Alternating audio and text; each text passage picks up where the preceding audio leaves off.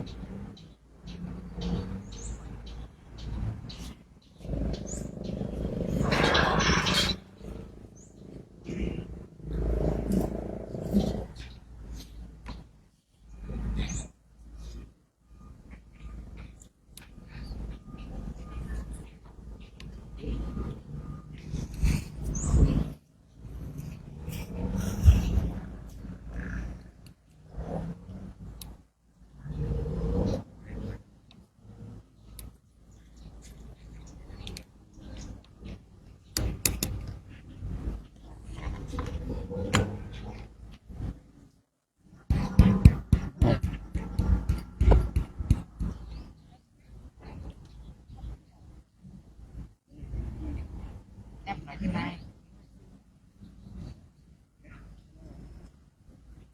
ตรงนั้นไม่เปิดเลยเนี่ยไม่เห็นเปิดเลยไม่เห็นมีไฟขึ้นเครื่องเสียงข้างบนเครื่องเสียงบนเปิดได้ยัง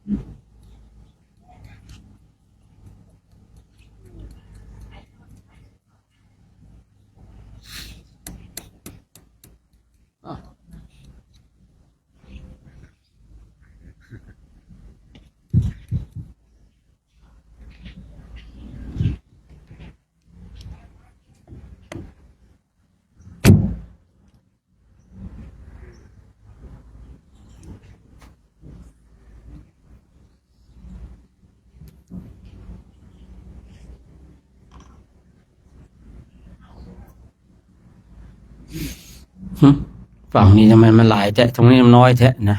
2 กลุ่มเหมือนกันไม่ใช่เหรอ2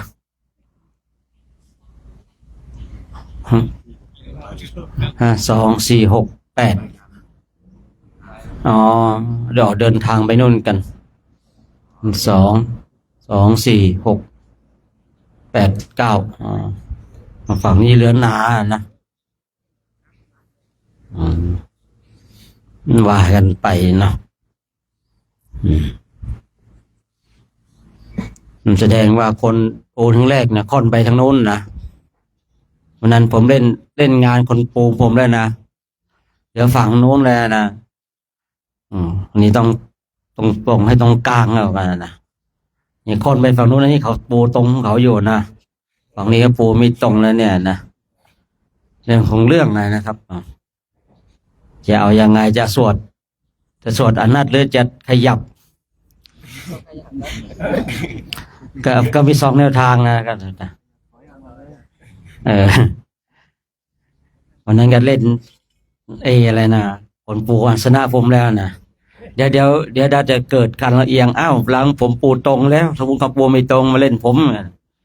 ก็ไม่เกิดการลำเอียงนะเกิดก่อนอคตินะเพราะว่าคือเราจะค่อยๆกันปรับมันไปนะครับปรับไปเพราะว่าเราจะโกอินเตอร์นะเราจะโกอินเตอร์เราไม่ใช่จะอยู่แค่นี้นะครับผมส่วนเรื่องของการห่มจีวรเนี่ยนะบางทีเราอยู่อย่างนี้เราก็ผมคุ้มก็ได้ผมเฉียงก็ได้นะแต่ถ้าเราเข้างานสังคมเนี่ยเราก็ต้องดูเขานะครับนะ แต่ของเรานี่มันแบบนี้นะครับ ผมบางทีแล้วก็ไม่ได้กำหนดกฎเกณฑ์อะไรมากมายเรื่องการห่มจีวรเนาะแต่ก็ให้ผ้าดูดีๆหน่อยห่มดีๆหน่อยเท่านั้นเองนะจะห่มคลุมห่มเฉียงเนี่ยนะแต่ถ้าว่าเราอย่าออกนอกวัดเนี่ยอันนี้มันมาตรฐานแหละนะที่จะต้องปกปิดนะเขาเรียกว่าใช้คำว่าปกปิดเนี่ยอย่างห่มดองเนี่ยนะถ้าเปิดไหล่มันก็ไม่ได้นะที่จริงนะครับ ผมนะห่มดองนี่จริงมันต้องมีผ้าปิดนะครับแต่ถ้าเรามองกันตามจริงๆตามในหลักนะครับ ผมเพราะว่าจีวรก็ใช้การปกปิดนะปกปิดร่างกายอย่างห่มดองเนี่ยไปถ้าไปออกนอกวัดเนี่ยจริงๆมันต้องมีผ้าปิดอีกทีหนึ่งนะแต่อันนี้สังคมเขาก็นี่ก็ว่ากันไปเนาะอย่างการห่มดองนะครับส่วนห่มคุ้มห่มเชียงเนี่ยก็เพิ่งมาในยุคไม่นานนี่เองนะครับ ผมในสมัยครั้งพุทธกาลก็คงจะปัดปาดปิดแค่นั้นแหละเนาะให้มันปกปิดร่างกายนะเพราะมันไม่มีอังสะนะอังสะนี่ไม่แน่ใจว่าเกิดมาในยุคไหนนะแต่ในต้นพุทธกาลเนี่ยไม่มีนะครับมีแต่สบงนะจีวรแล้วก็ผ้าสังฆาติเนี่ยโซนอังสะนี่ไม่แน่ใจว่าเกิดมาในยุคไหนอย่างไรนะน่าจะเกิดมาพร้อมๆกับในการห่มเนี่ยแล้วห่มเฉียงห่มคลุมเนี่ยมั่งนะอันนี้ไม่แน่ใจนะครับว่าอังสะเนี่ยเกิดมาในยุคไหนนะครับ ผมในยุคไหนแต่ถ้าเกิดยุคไหนเกิดยุคของเราก็มีใส่แล้วเนาะมีใส่ก็โอเคอยู่อังสะนั่นจีวรเนี่ยไปปกปิดเนี่ยบางทีเราหนาวเนี่ยเราก็สามารถมาปิดห่มได้บางทีเราก็ต้องดูนะครับคือตรงนี้ต้องดูสถานที่ดูการดูคณะนั้นกลุ่มนั้นเนี่ยนะคือบางกลุ่มเนี่ยเขาห่มดองเนี่ยทั้งหมดเราก็ต้องห่มนะครับแต่สายที่แบบปริยัติเนี่ยบางทีเขาก็เตะในเรื่องของการห่มครับนะห่มให้เป็นปริมณฑลเนี่ยนะอย่างของเราเนี่ยบางทีไปในป่านะผมไปในป่าผมก็ไม่ได้ห่มนะครับ ผมเอาก็ถอดจีวรออกนะก็เดินอังสะนะครับถอดอังสะมีแต่อังสะนะครับมีสบงนะครับ ผมเดินในป่าไม่เจอใครเนาะนี่ไปห่มเพื่ออะไรบางทีนะอย่างบางทีเราก็ต้องรู้นะรู้การรู้เวลารู้กลุ่มรู้คณะนะรู้เช่นนี้ก็สบายอย่างของเรานี่ก็บางทีก็ห่มคุ้มก็ได้ห่มเฉียงก็ได้เนาะบางช่วงเวลาช่วงหนาวแบบเนี้ยนะแต่วันไหนถ้าเราเข้าคืองานหนึ่งงานใดเงี้ยเราก็ต้องให้เหมือนกันเนี่ยเช่นออกรับบิณฑบาตอย่างเงี้ยเราก็ต้องห่มคลุมเหมือนกันอย่างเงี้ยนะถ้าห่มดองเราก็ต้องมีผ้ามาปิดนะผ้ามาปิดนะห้ามไม่เห็นไหล่นะห้ามไม่เห็นไหล่จริงๆที่ผมบอกเนี่ยถ้าห่มดองเนี่ยเห็นหัวไหล่เนี่ยออกด้านนอกเนี่ยไม่ได้นะแต่นี่สังคมก็ยอมรับกันนะนี่ก็ว่ากันไปอีกทีแต่ถ้าเราจะห่มดองเราต้องมีผ้าปิดปิดไหล่ด้วยออกนอกวัดนะครับ ผมเราก็ต้องรู้จักการรู้จักเวลานะดูกลุ่มดูคณะนั้นเป็นอย่างไรนะฉะนั้นก็คงจะพร้อมแล้วเนาะเดี๋ยวเราจะสวดมนต์กันสักนิดนึงนะก่อนที่เราจะได้ฉันข้าวกันนะบรรยากาศดีนะวันนี้หมอกยังไม่หายเลยเนาะหมอกยังหนาตึ๊บอยู่เลยนะเก่าขึ้นเนาะ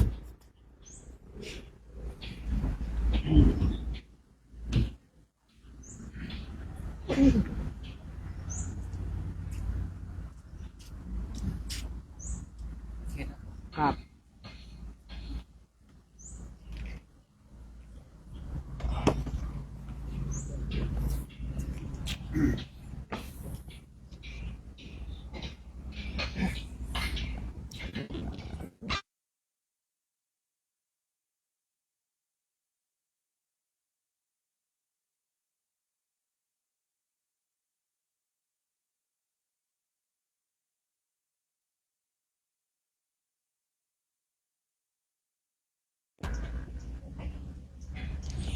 เปิดหนังสือไปหน้าที่1นะครับ ผมหน้าที่1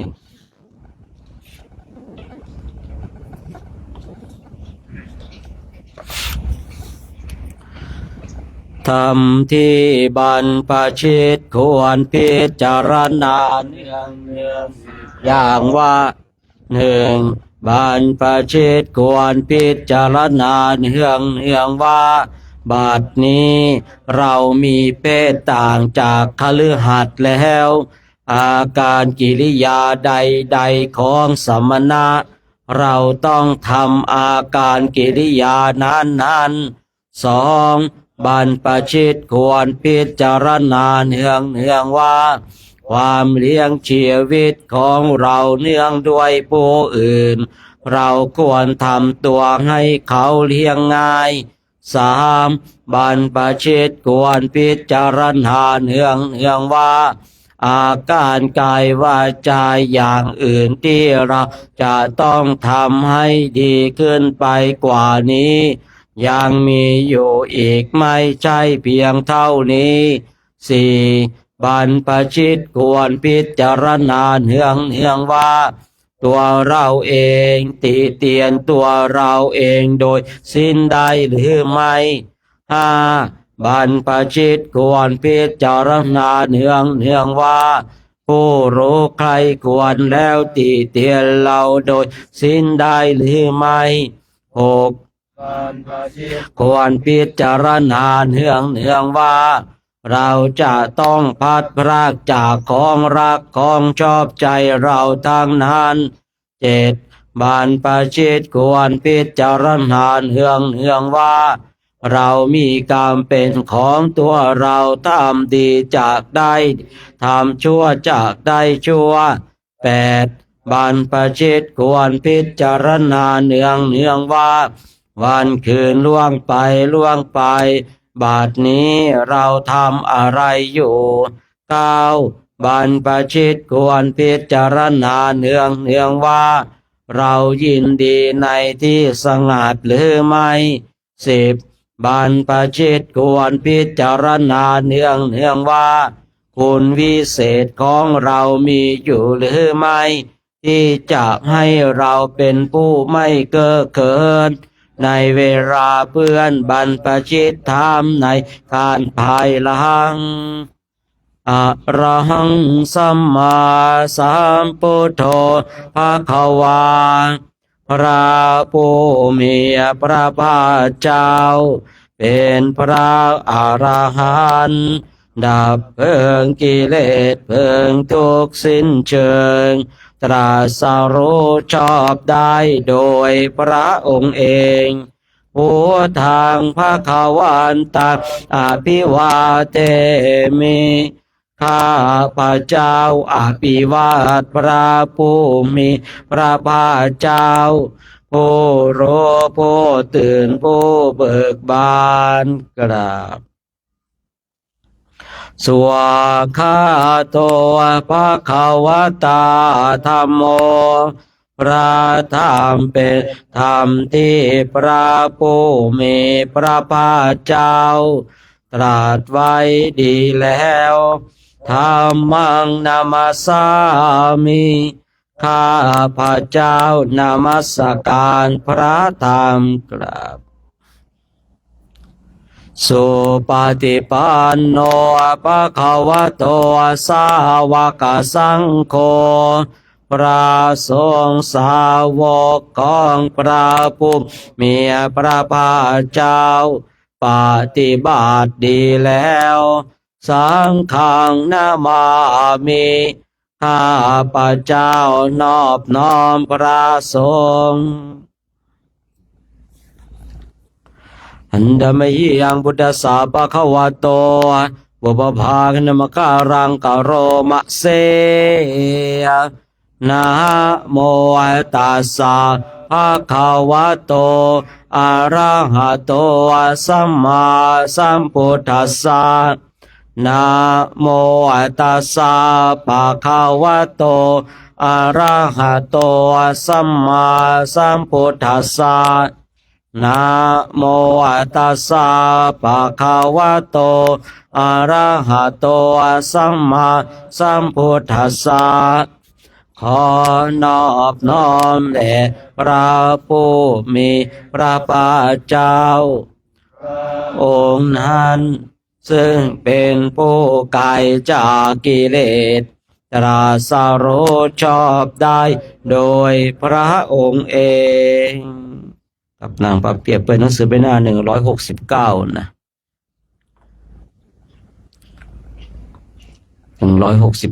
169กาเลทัทันติสปัญญาวทันโยวิตามาจาราคาเลนาทินนางอริเยสุจุปุเตสุตาติสุวิปัสสนามานาตาสาเวปุลาหัวติทาคินาทายกทั้งหลายเหล่าใดเป็นผู้มีปัญญามีปกติรู้จักคำพูดปราศจากความตระหนี่มีใจเลื่อมใสแล้วในพระอริยเจ้าทั้งหลายซึ่งเป็นผู้ตรงคงที่บริจาคทานทำให้เป็นของที่ตนถวายโดยการนิยมในกาลสมัยทักษิณาของทายกนั้นเป็นคุณสมบัติมีผลไพบูรณ์เยตาทาอนุโมทันติเวยยวาจังกโรติวาชนทั้งหลายเหล่าใดอนุโมทนาหรือช่วยกระทำการค้นคว้าในทานนั้นนาเตนะทาคินาโอนาทักษิณาทานของเขามิได้บกพร่องไปด้วยเหตุนั้นเตปิปุญญาสภากิโนชนทั้งหลายแม้เหล่านั้นย่อมเป็นผู้มีส่วนแห่งบุญนั้นตาสมาทเตอปฏิวานจิตโตยาตทินนะมหาพลังเหตุนั้นทายกควรเป็นผู้มีจิตไม่ท้อถอยให้ในที่ใดมีผลมากควรให้ที่นั้นปุญญานิปาลโลกัสสมิงปฏิทาโหนติปาดินันติบุญย่อมเป็นที่พึ่งอาศัยของสัตว์ทั้งหลายในโลกชนนี้เปิดหนังสือไปหน้า172นะอัฏฐาสิเมอากาสิเมยาติเมตาสขาจะเมบุคคลมาระลึกท่านได้ทำตนในการก่อนว่าผู้นี้ได้ให้สิ่งนี้แก่เราผู้นี้ได้ทำกิจนี้ของเราผู้นี้เป็นญาติเป็นมิตรเป็นเพื่อนของเราดังนี้เอตานังทาคินาทัจจาบุเพกตมโนสรังก็ควรให้ทักษิณาทานเพื่อที่ละโลกนี้ไปแล้วนาหิรุนังวาโสโกวายาวัญญาปริเทวนาการร้องไห้ก็ดีการเศร้าโศกก็ดีหรือการร่ำไรร่ำพันอย่างอื่นก็ดีบุคคลไม่ควรทำเดียวนาตังเปตานามาทายาเพราะว่าการร้องไห้เป็นต้นนั้นไม่เป็นประโยชน์แก่ญาติทั้งหลายผู้ละโลกนี้ไปแล้วเอวังทันติญาตโยญาติทั้งหลายย่อมตั้งอยู่อย่างนั้นอายัญจะโกทักขินาทินนาก็ทักษิณานุปทานนี้แลอันท่านให้แล้วสังฆามิสุปฏิทิตาประดิษฐานไว้ดีแล้วในพระทีคาราตังหิตายาสถานาโสอุปกาปติย่อมสำเร็จประโยชน์เกื้อกูลผู้ละโลกนี้ไปแล้วตลอดกาลและนานตามฐานะโสยาติธรรมโมจะยังนิทัสสิโตญาติธรรมนี้นั้น ท่านได้แสดงให้ปรากฏแล้วเปตานปูชาจักตาอุลาลาและบูชาอันยิ่งท่านก็ได้ทำแล้วแก่ญาติทั้งหลายผู้ละโลกนี้ไปแล้วอารัญจะภิกขุนามโนปทินนังกำลังแห่งภิกษุทั้งหลายชื่อว่าท่านได้เพิ่มให้แล้วด้วยตุมาเฮหิปุญญังปัสสุตังอนาปกันติบุญไม่น้อยท่านได้ขวนขวายแล้วดังนี้แลเดี๋ยวเรากรวดน้ำตอนเช้านะกรวดน้ำตอนเช้าหน้าที่93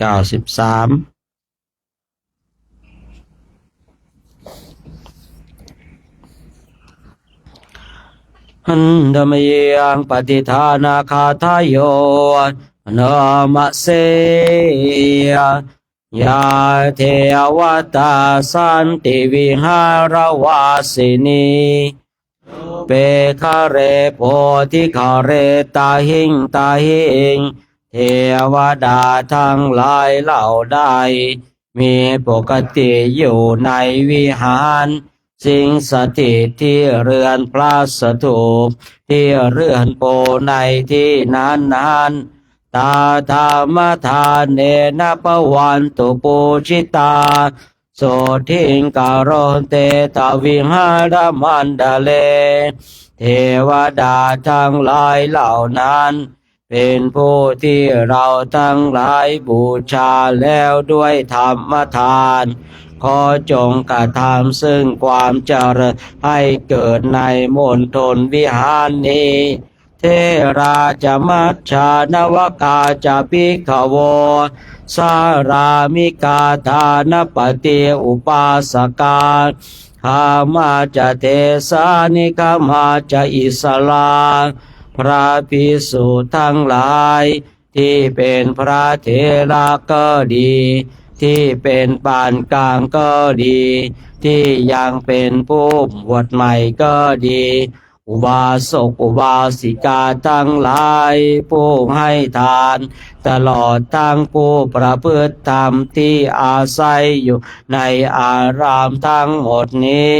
ตลอดถึงมวลมนุษย์และสรรพสัตว์ทั้งหลายที่มีชีวิตอยู่ทุกแคว้นทุกบ้านทุกตำบลสาปานภูตาสุขิตาภวันตุเตขอให้ชนทั้งหลายเหล่านั้น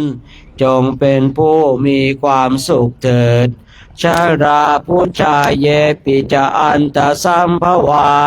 สังเสทชาตาอัตโวปปาติกาสัตว์ทั้งหลายที่เกิดจากคันก็ดีที่เกิดจากไข่ก็ดีที่เกิดจากเต้าไข่ก็ดีที่เกิดขึ้นโตทีเดียวก็ดีนิยานิกังธรรมวรังปฏิจจเตสาเปปิโตกาสกรณตุสังขยังสัตว์ทั้งหลายเหล่านั้นจงได้อาศัยธรรมอันประเสริฐเป็นธรรมตนออกจากทุกข์จงกระทำความสิ้นทุกข์ให้เกิดแก่ตนเถิดทาตุจีรังสตังธรรมโมธรรมทราจะปุคลาขอพระธรรมของสัตบุรุษทั้งหลาย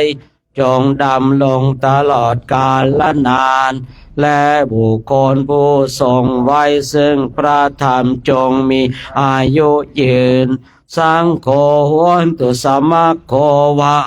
ตายาใจหิตายาจาขอพระสงฆ์จงมีความสามัคคีกันเพื่อประกอบสิ่งอันประโยชน์และเกื้อกูลแก่สรรพสัตว์ทั้งหลายอัมหิราคตุสัทธัมโมสัพเพปิขอพระสัทธรรมจงรักษาเราทั้งหลาย ผู้มีปกติประพฤติธรรมอยู่เป็นนิจเถิดวุติงสัมปาปุเนยามะธรรมเมอริยปเวทิเตขอความเจริญงอกงามในธรรมที่พระอริยเจ้าได้ประกาศไว้ดีแล้วจงมีแก่เราทั้งหลายทุกเมื่อเถิดปัสสันนาโหนตุสัพเพปินิโนโพธัสสะสะเน แม้สรรพสัตว์ทั้งหลายจงเป็นผู้เลื่อมใสในพระพุทธศาสนาสัมมาทารังปเวชันโตกังเทโวปวาสโตขอฝนฟ้าจงตกต้องตามฤดูกาลวุติสัตตานังสามิทังเนตุเมทะนิงขอฝนจงนำความเร็ดมาสู่พื้นปฐพีเพื่อบังเกิดความเจริญแก่สรรพสัตว์ทั้งหลายพระปิตาจะอัจฉรัจจังนิจจังราคันติปุตตะกังมารดาและได้ย่อมถนอมบุตรน้อยที่เกิดจากตนเป็นนิจฉันใดเอวังธรรมเมนราชโนปัจราคันตุสัพพทาพระราชาทั้งหลายจงประชาชนโดยชอบธรรมในการทั้งปวงชั้นนั้นเถิดการสวดมนต์ในช่วงนี้ก็สมจุติไว้เพียงเท่านี้เนาะต่อไปเราจะได้กราบปากันจะได้พิจารณาอาหารกันนะ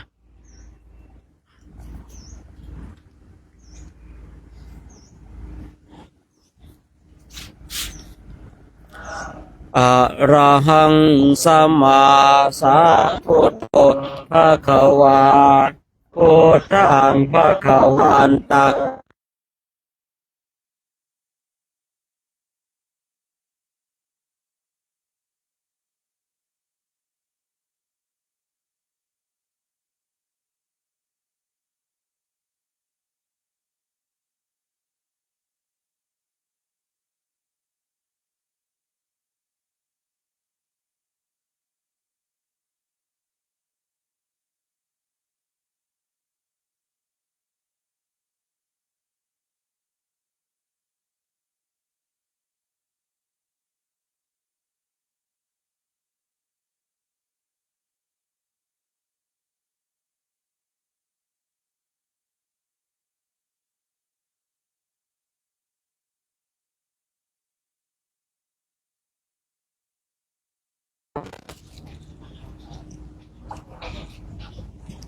วันนี้ก็เป็นอีกวันหนึ่งนะที่เราท่านทั้งหลายก็จะได้มาร่วมอนุโมทนาบุญกับคณะพระภิกษุสงฆ์องค์สามเณรกันซึ่งวันนี้ก็เป็นช่วง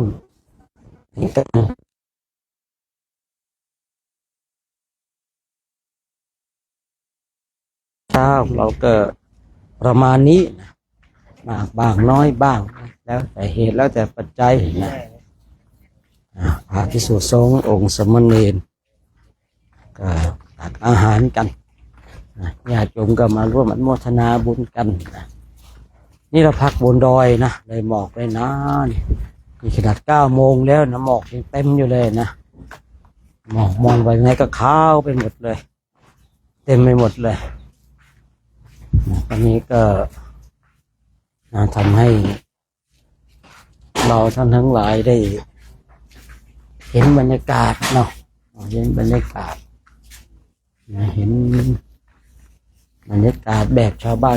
นเนาะเห็นบรรยากาศแบบการเป็นอยู่ทางนี้นะวันนี้เองญาติโยมข้าวน้ำโภชนะอาหารของเราดีก็แล้วแต่นะมากบางน้อยบางก็แล้วแต่บางวันเกิดมากบางวันเกิดน้อยชีวิตของความเป็นพระเกิดอย่างนี้แหละญาติโยมนะหาความแน่นอนไม่ได้นะหาความแน่นอนไม่ได้นะความแน่นอนไม่มีนะความแน่นอนไม่มีโอ้โห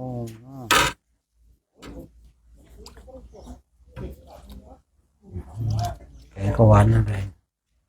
หาความแน่นอนไม่มีนะฉะนั้นก็ปรับปรับตามความเข้าการเป็นอยู่ของเราถ้าเราไม่รู้จักการปรับนี่ชีวิตของเราก็จะลำบากญาติโยมชีวิตของเราก็จะลำบากเราก็ต้องรู้จักการปรับชีวิตของเราให้อยู่ได้เพราะว่าเรา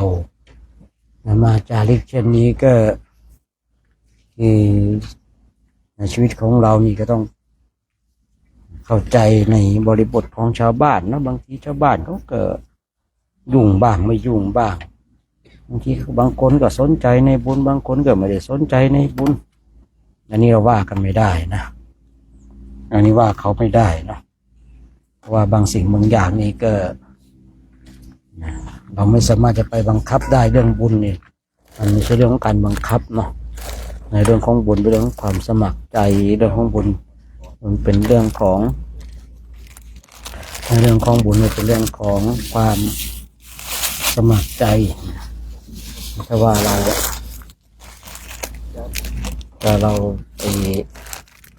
ไปบังคับนี่มันก็ไม่ใช่เรื่องบุญใช่หรือเปล่านะ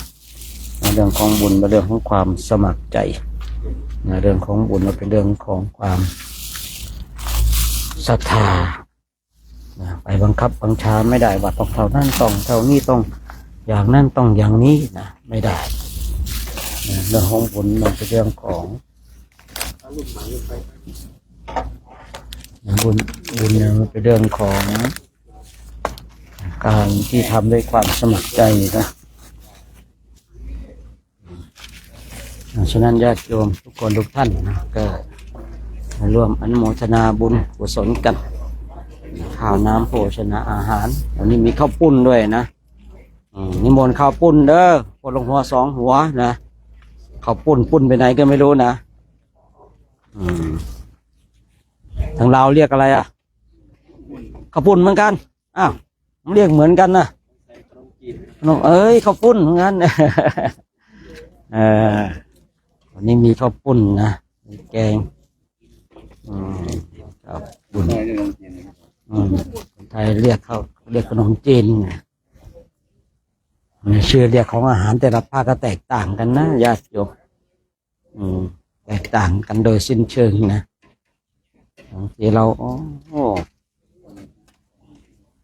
ข้าวปุ้นเนี่ยเนาะปุ้นไปไหนก็ไม่รู้นะ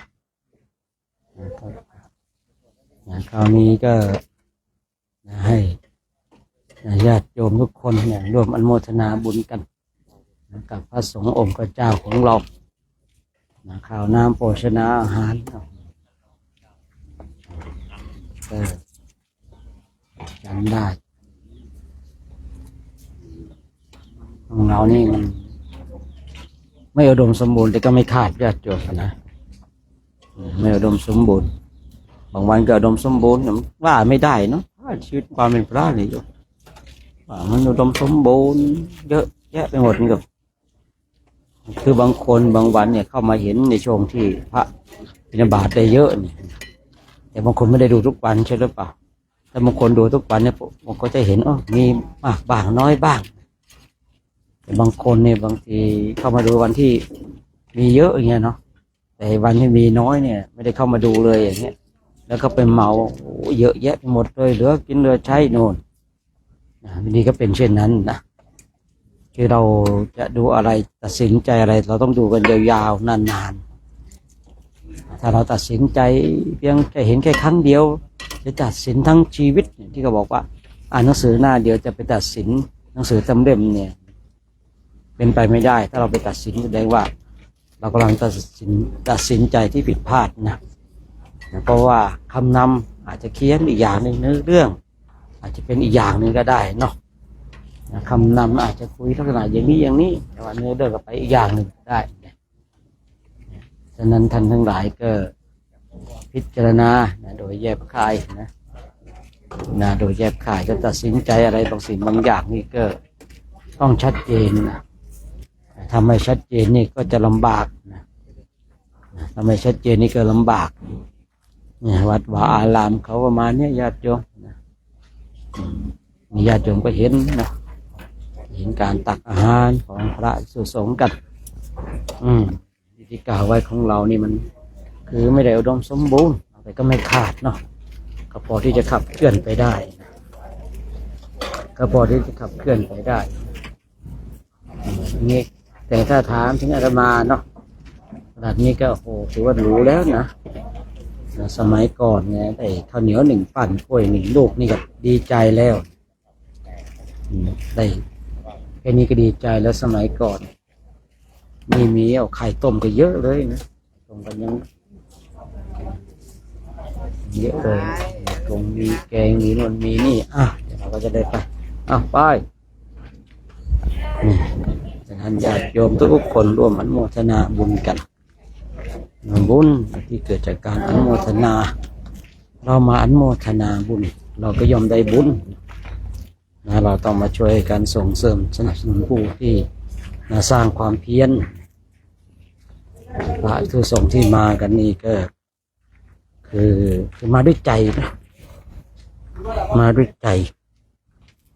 ที่เราไม่ได้มีการถวายปัจจัยในคณะอื่นๆนี่บางทีขอประทานอภัยเนาะมีการถวายปัจจัยกัน3,000 5,000เนี่ยนะของเรานี่มาด้วยแรงบุญกันจริงๆนะของเราเลยมาน้อยนะคณะอื่นๆบางคณะเนี่ยถวายโครงการ3,000 4,000 5,000นะต่อรูปนะเนี่ยของเราเนี่ยมาเอาน้ำปะนะมาทำบุญน้ำปะนะกันนี่ไม่ได้ให้นะเอาอีกนะเอามาสร้างบุญกันนี่คือคณะของเราท่านทั้งหลาย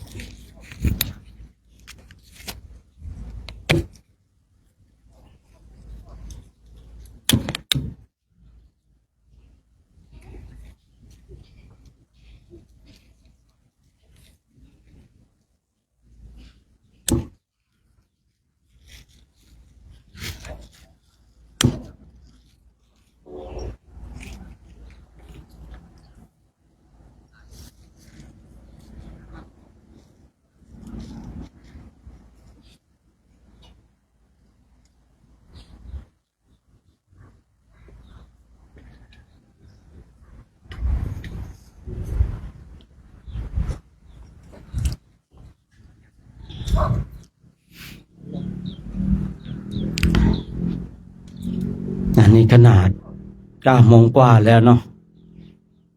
ยังไม่เห็นตะวันเลยนะหมอกยังเต็มอยู่เลยด้านล่างนะมองไปวิสัยทัศน์ไม่ไกลนะวิสัยทัศน์ไม่ไกลเพราะว่าหมอกลงหนานะถ้าตอนเดินไปถ้าหมอกเยอะก็ต้องระมัดระวังนะไฟฉายเนี่ยมันต้องเปิดเลยเนาะดีก็ยมก็ถวายไฟฉายมาเนาะช่วยได้นะบางทีบางปีเนี่ยเดินกลางคืนเนี่ยไฟฉายช่วยได้นะครับบางปีออกที่3ที่4อย่างเงี้ยไฟฉายช่วยได้นะช่วยได้หลายๆอย่างฉะนั้นเราท่านทั้งหลายได้มาประชุมพร้อมกันนะคณะของเราถึงแม้ว่าไม่อุดมสมบูรณ์ทุกวันแต่ก็ไม่ได้ขาดเนาะก็พอที่จะขับเคลื่อนไปมีกำลังในการขับเคลื่อนไปข้างหน้าเนี่ยของเรานี่ก็ประมาณนี้แหละนะพออยู่ได้ตอนนี้ช่วงฝึกต้นนะจะไปเสวยสุขภาคกลางด้วยนะภาคกลางนี่ไม่ไหวเลยนะตอนนี้มาช่วงการฝึกตนแต่จริงๆผมเองคือแต่ใจผมนะถ้าผมบิณฑบาตได้อย่างไรกับฉันแค่นั้นถ้าได้กับฉันไม่ได้ก็ไม่ฉันนะแต่ว่าตอนนี้ก็มีโยมแม่ชีมาโยมหลายๆคนก็เลยอยากทำก็ทำนะอยากทำก็ทำ ได้กล้วยก็แบ่งห้าแบ่งหกในลูกหนึ่งอย่างเงี้ยนะมันมีความสุขดีนะท่านทั้งหลายคือไปตามวาสนาเลย ไปกันตามทานบารมีเลยนะของเรานี่ก็แสดงว่าให้ทานยังไม่ต่อเนื่องเนาะเพราะว่าบางวันก็สมบูรณ์บางวันก็ไม่ค่อยสมบูรณ์แสดงว่าการให้ทานของเรามันไม่สม่ำเสมอนะมันเลยเกินบ้างขาดบ้างพอดีบ้างนะนี่บ่งบอกเรื่องของทานบารมีนะเพราะว่าเราเนี่ยบางทีมีโอกาสให้ทานเนี่ยเนาะถึงแม้ว่ามีโอกาสให้ทานแต่เราก็ไม่ได้ทำอย่างเนี้ยมันก็เลยทำให้เวลาที่ผลทานมันส่งผลมันก็จะส่งผลตามกำลังที่เราได้ให้ได้สร้างได้ทำนะเช่นบางทีการให้ทานของเราก็ไม่ได้ทำอย่างเป็นประจำอย่างเงี้ยเมื่อทานมันส่งผลมันก็ส่งผลแบบที่เราเห็นเนี่ยขาดบ้างเกินบ้างพอดีบ้างนี่แหละคืออำนาจของทานท่านทั้งหลายนั้นอำนาจของทานคือสมัยก่อนมีความคิดว่าเพราะว่าหมู่บ้านมันน้อยนายญาติโยมเขาไม่ว่างเขาต้องทำงานสมัยก่อนนี่เขาคิดเข้าข้างตัวเองแต่ถ้าว่ามีอำนาจของทานนะท่านทั้งหลายจะน้อยขนาดไหนเนี่ยเขาก็ทำบุญเขาจะยุ่งขนาดไหนเขาก็ทำบุญถ้าเรามีอำนาจของทานบารมีที่ดีนะแต่ถ้าเรามีอำนาจของทานบารมีที่ไม่ดีเนี่ยบางทีมันอำนาจของความตระหนี่เนี่ยมันก็ปิดบังนะทำให้คนทั้งหลายเนี่ยไม่รู้นะยิ่งบางทีถ้าเราเป็นผู้ที่ฝึกตนอย่างเข้มนะตัวเข่งครัดเนี่ยเคยได้อ่านหรือเปล่าบางทีเนี่ยมารมาเข้าสิงชาวบ้านชาวเมืองไม่ให้ใส่บาตรพระพุทธเจ้าพระพุทธเจ้าบิณฑบาตไม่ได้นะนี่ระดับพระพุทธเจ้านะท่านทั้งหลายไอเราระดับสาวกอะไรขี้หมูขี้หมาขี้เป็ดขี้ไก่แท้เนาะ นะครับเนี่ยระดับพระพุทธเจ้านะไปบิณฑบาตนะไม่ได้นะที่ไม่ได้เพราะอะไรมารไปเข้าสิงชาวบ้านไม่ให้ใส่บาตรนะครับพระเจ้าบิณฑบาตไม่ได้ก็กลับมาบาตรเปล่ามารก็ทูลถามพระเจ้าแล้วก็ให้ไปคือไปใหม่กลับไปใหม่พระองค์เดี๋ยวจะไปให้คนทั้งหลายเนี่ยได้ใส่บาตรเนี่ยพระเจ้ารู้ว่ามารเนี่ยกำลังจะล่อลวงพระองค์ถ้าพระองค์กลับไปเนี่ยมารก็จะบอกว่าพระเจ้าเห็นแก่ปากแก่ท้องเห็นแก่กินเห็นแก่ฉันอย่างเงี้ยนะพระเจ้ารู้ทันมารบอกเรารู้จักเจ้าแล้วเนี่ยเจ้าไม่ต้องมาเสแสร้งแกล้งหลอกเราเนี่ยมารในบางทีเนี่ยเราท่านทั้งหลายโทษของความตระหนี่จะทำให้เราไปที่ไหนนี่มันไม่อุดมสมบูรณ์ถ้าเราเป็นผู้ที่ฝึกตนอย่างเคร่งครัดนะจนมารกลัวเนี่ยมารก็จะมาขัดขวางของเรานี่ก็น่าจะเป็นเรื่องของโทษความตระหนี่แหละมารยังไม่สะเทือนหรอกนะเพียรขนาดนี้มารยังไม่สะเทือนมารยังไม่กลัวหรอกท่านทั้งหลายมารยังไม่กลัวเลยเราถ้ามีความเพียรแค่นี้อันนี้ไม่ได้ดูถูกนะครับแต่เป็นความจริงถ้าความเพียรขนาดนี้มารไม่กลัวนะ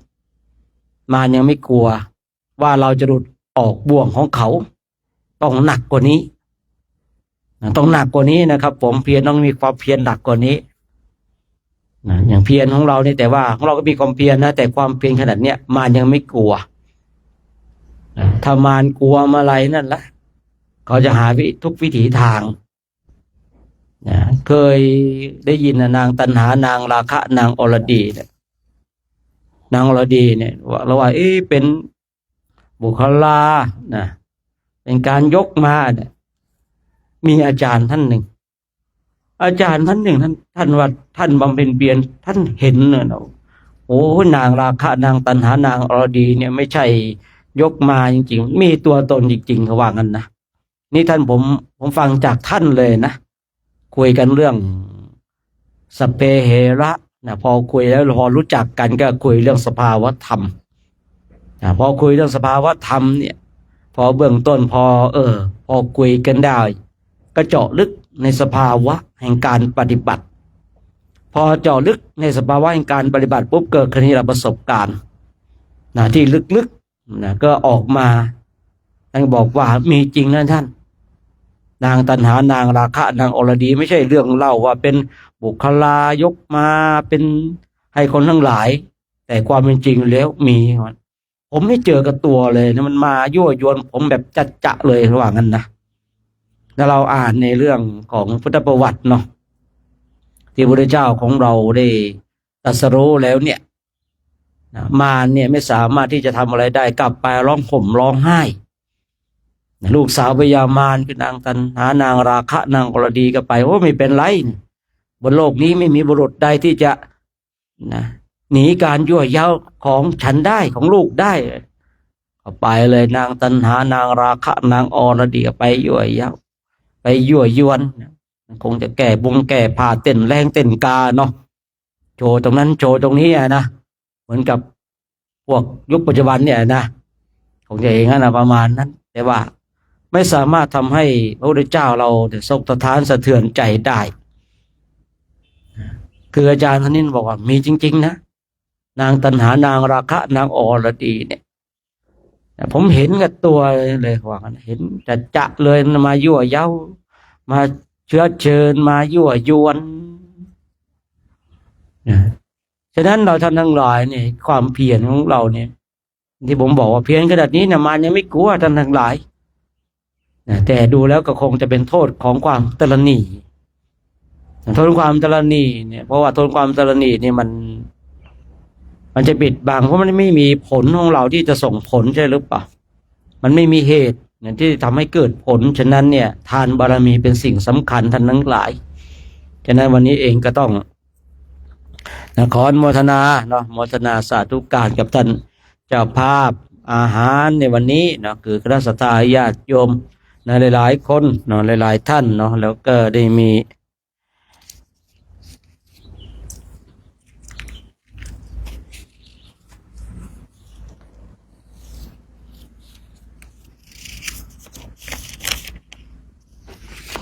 ได้มีท่านพระอาจารย์มณิตนันทาสาโลนะพระสุทธิพรปัญญาวุฒโธเนาะแล้วก็คุณพนารัตน์สุภาภานะคณะสัตยาญาติโยมชาวบ้านนะวัดกิริรัตน์มงคลเนาะได้ร่วมกันเป็นเจ้าภาพพระทหารก็ขออนุโมทนานะสาธุการกับท่านเจ้าภาพนะทุกคนทุกท่านเนาะที่ได้เอ่ยรายชื่อรายนามไปก็ดีนะหรือว่าไม่ได้เอ่ยรายชื่อรายนามไปก็ดีก็ขออนุโมทนาสาธุการเนาะบุญใดกุศลใดที่บุญใดกุศลใดที่เราท่านทั้งหลายได้กระทำกันก็ขอให้เป็นคารวะเป็นปัจจัยเป็นนิสัยตามส่งให้ท่านเจ้าภาพทุกคนทุกท่านจงมีความสุขมีความสงบมีความร่มเย็นคิดสิ่งประการใดเป็นไปโดยชอบประกอบไปทำแล้วก็ขอให้สิ่งนั้นจงสำเร็จจงสำเร็จจงสำเร็จด้วยเถิ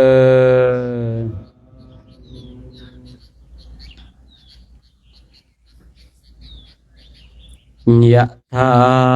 วาริวังหาปุราปาริปุเรนติสหคลังเอวะเมวะอิโตทินังเปตานังอุปกปปติอิชิตังปัจจิตังตุมหังคิปะเมวะสมิจฉันตุสัพเพปุเรนตุสังกปปาจันโทปนะระโสยถามณิโชติระโสยถาวิวาจันตุสัพพะโรโควินาศตุมาภวัตวันตารายโยสุขิเทคาภวะอภิวาทนาสิเลียสานิจังวุฒาปัจจายโนจัตตารโลธรรมาวัฏันติอายุวันโนสุขังภาลังอายุโตปราโตวันนาโตปฏิภาณโตสุขาสดาตาเมวิยสุขังโสอธิการจติอายุทัตตวัง วันนังสุขันจะปฏิภาณโททิกายุยาสวาหวนติยาทายาตุปปาจติเตภวตุสาภามังคารังราคันตุสปะเทวตาสาปะพุทธานุภาเวนัสทาโสติปวันตุเตปวตุสาคารังราคันตุสาปะเทวตาสาปะนุภาเวนัสทาโสติปวันตุเตปวตุสาปะคารังราคันตุสาปะเทวตาสาปะสังฆาโนภาเวนัสทาโสติภาวันตุเตครับนิมนต์เปิดฟ้าบาทหันธรรมยังธาตุปฏิโกรปัจเจเวคโนปาทังมโนมะเสยะธาปัจจยังปวัตตมานะธาตุมาตตเมเวตังยาติทังปินทปาโตตตุปักชะโกจะปวกขโลธาตุมาทะโกนิสัตนิเชียววสุญโยสาโพปนายาเป็นทปาโตอาชิโกชนิอิมังปวติกายังปาตวาอติวิชิโกชนิโยชายาติครับนิมนต์พิจารณาอาหารนะครับนะที่ล้างบาตรอยู่ตรงหน้าห้องน้ำตรงนี้เด้อเนี่ยฝั่งเนี้ยนะครับผมที่ล้างบาตร